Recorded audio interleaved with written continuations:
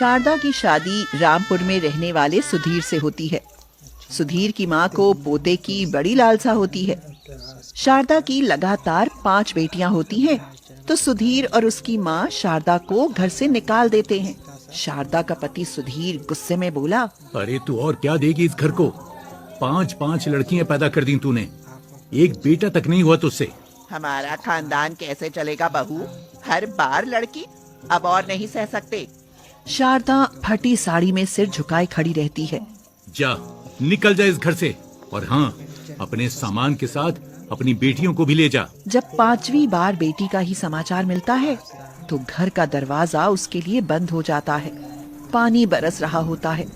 गांव के किनारे शारदा अपनी छोटी छोटी बेटियों के साथ पेड़ के नीचे अकेली बैठी है। उसकी 5 बेटियां क्षमा, रीता, मोना, स्वाति और सपना भूख से बिलबिला रही होती हैं। तो शारदा आस लिए अपने मायके जाती है और अपने भाई से अपने रहने के लिए जगह मांगती है। भैया, मुझे घर से निकाल दिया गया है, मुझे कुछ दिन अपने पास रख लो, मेरी बच्चियां बीमार हैं। शारदा, हम तो खुद ही मुश्किल में हैं। 5 बच्चियों को लेकर तू यहाँ कैसे रह पाएगी? तू कहीं और देख ले। आशा की आखिरी किरण भी बुझ जाती है तो शारदा वहाँ से निराश होकर चल देती है। बेटियां उसका आंचल थामे साथ साथ चलती हैं। हे भगवान, या तो मुझे इस दुनिया से उठा लो या फिर मेरी मदद करो। मेरी बेटियां भूख से तड़प रही हैं और बीमार भी हैं। भूख और थकान से स्वाति और सपना को तेज बुखार आ जाता है। शारदा बच्चियों के साथ सड़क के किनारे बैठ जाती है।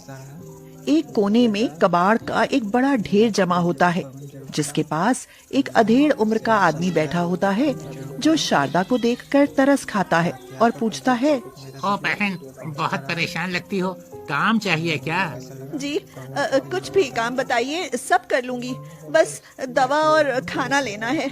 ये देखो, इस कबाड़ में टीन, प्लास्टिक, लोहा और तांबा अलग अलग कर दो। दिन भर में जितना कर पाओगी उतना पैसा मिलेगा। शारदा बेटियों को साथ लेकर काम में जुट जाती है। दिन भर की मेहनत के बाद कबाड़ी कुछ पैसे थमाता है। तुमने ठीक काम किया है बहन, कल फिर चली आना। शारदा रुपए लेकर दौड़ी दौड़ी पास की दुकान पर जाती है। कुछ रोटियां, दाल और सस्ती सी दवा खरीदती है। बेटियां खाना देखकर मुस्कुराती हैं। पहली बार शारदा को ऐसा लगता है कि वो अकेली नहीं है, उसकी 5 बेटियां ही उसकी ताकत हैं। शारदा रोज कबाड़ बीनना शुरू करती है। धीरे धीरे वह एक झुग्गी किराए पर लेने में कामयाब हो जाती है। फिर वह बेटियों को पास के सरकारी स्कूल में दाखिला करवाती है, जहां उन्हें फ्री में किताबें, स्कूल बैग, ड्रेस और खाना मिलता है और वजीफा भी मिलता है। तुम सब खूब मन लगाकर पढ़ना और दुनिया को दिखा देना कि बेटियां बोझ नहीं होती, बल्कि माँ बाप की शान होती हैं। तुम अपनी एक अच्छी पहचान बनाना। बेटियां पढ़ाई में बहुत तेज होती हैं। वे क्लास में टॉप करती जाती हैं। फिर उन्हें स्कॉलरशिप भी मिलती है। उनकी आंखों में भविष्य में कुछ बनने का सपना होता है और दिल में माँ के लिए आदर। वक्त बीतता जाता है। क्षमा एक नर्स बन जाती है। रीता सरकारी स्कूल में टीचर बनती है। मोना कंप्यूटर ऑपरेटर बनती है और स्वाति और सपना कांस्टेबल की नौकरी हासिल करती हैं। शमा अब एक सरकारी अस्पताल में तेज तर्रार और मेहनती नर्स है। तेज, सुलझी हुई और करुणामयी। वहीं उसकी मुलाकात डॉक्टर आदित्य से होती है, जो खुद एक गरीब परिवार से निकलकर डॉक्टर बनता है। धीरे धीरे आदित्य को क्षमा से प्यार हो जाता है। वो शारदा के पास रिश्ता लेकर आता है। आंटी जी, मैं जानता हूँ कि आपके पास दौलत नहीं है, लेकिन आपने जिन हालातों में बेटियों को पाला है वो असली अमीरी है। मुझे क्षमा से शादी करनी है। शारदा हाँ कह देती है। दूसरी लड़की रीता की अब उसी सरकारी स्कूल में नौकरी लगती है जहां उसने पढ़ाई की थी। वहीं एक साथी शिक्षक विशाल होता है, जो पहले रीता से बहस किया करता है, पर धीरे धीरे उसकी ईमानदारी, अनुशासन और सोच से प्रभावित हो जाता है। कुछ ही महीनों बाद विशाल अपने माता पिता के साथ शारदा के घर आता है। विशाल की माँ कहती हैं, हम बहू में संस्कार और शिक्षा देखते हैं और रीता में दोनों गुण हैं। मैं विशाल के लिए रीता का हाथ मांगने आई हूँ। जी, यह तो मेरा सौभाग्य है कि वह आपके घर की बहू बनेगी। इस तरह से रीता की शादी भी पक्की हो जाती है। तीसरी बेटी मोना अब एक प्राइवेट ऑफिस में कंप्यूटर ऑपरेटर है। वह तेज तर्रार और हाजिर जवाब होती है। उसे उसके ऑफिस के एक सहयोगी नवीन से बहस करने की आदत बन जाती है, पर यही बहस एक दिन दोस्ती और फिर प्रेम में बदल जाती है। तुम्हारे जवाब जितने तेज होते हैं, दिल उतना ही साफ है मोना। क्या तुम मेरी जिंदगी में हमेशा के लिए रहोगी? मोना हाँ कर देती है और शारदा से शादी की इजाजत ले लेती है। चौथी बेटी स्वाति अब महिला कांस्टेबल है। एक केस के दौरान उसे संदीप नामक सब इंस्पेक्टर का सहयोग मिलता है। स्वाति एक बच्चा खो जाने के केस में रात भर उसकी तलाश में लगी रहती है। संदीप उससे बहुत इम्प्रेस्ड हो जाता है।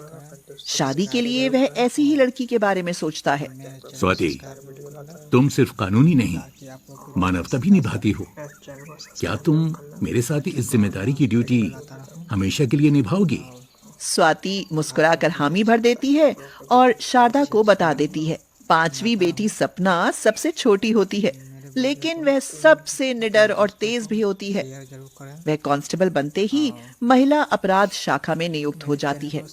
वह ज्यादातर समय केसों में उलझी रहती है, पर उसका दिल एक पत्रकार रवि पर आ जाता है, जो महिला मुद्दों पर लगातार रिपोर्टिंग करता है। रवि को जब सपना के बैकग्राउंड का पता चलता है, तो वह और भी इम्प्रेस्ड हो जाता है और कहता है, मैं नहीं चाहता कि तुम्हारी कहानी सिर्फ अखबार में छपे। मैं चाहता हूँ कि वो मेरे जीवन का भी हिस्सा बने।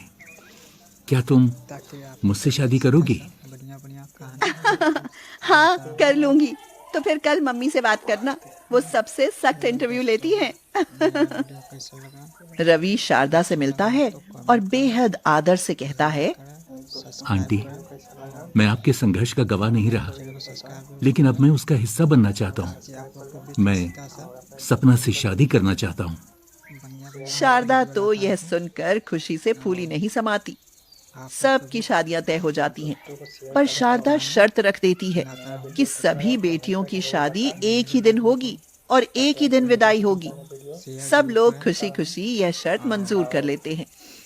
अब पांचों बहनों की शादी एक ही दिन होती है और एक ही दिन उनकी विदाई भी होती है। तो यह पूरे इलाके में चर्चा का विषय बन जाता है कि कैसे एक गरीब और लाचार माँ ने संघर्ष करके अपनी 5-5 बेटियों को पाला और उन्हें पढ़ा लिखा कर अपने पैरों पर खड़ा किया। स्थानीय समाचार चैनल पर समाचार प्रसारित होता है। रामपुर की झुग्गियों से उठी 5 बहनों ने रचा इतिहास। मां के संघर्ष और बेटियों के संकल्प ने साबित कर दिया कि बेटी बोझ नहीं, गौरव होती है।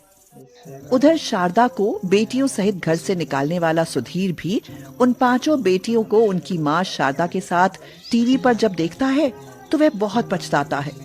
शारदा को घर से निकालने के बाद लड़कियों के पिता सुधीर ने तुरंत ही दूसरी शादी कर ली थी और उसका एक लड़का होता है कमल। वह निकम्मा होता है। वह अक्सर सुधीर की पिटाई लगाता रहता है और खिलाने पिलाने में कंजूस होता है। मुझे मेरे कर्मों का फल मिला है और शारदा को उसकी मेहनत और संघर्ष का फल मिला, जिसकी आज पूरी दुनिया तारीफ कर रही है।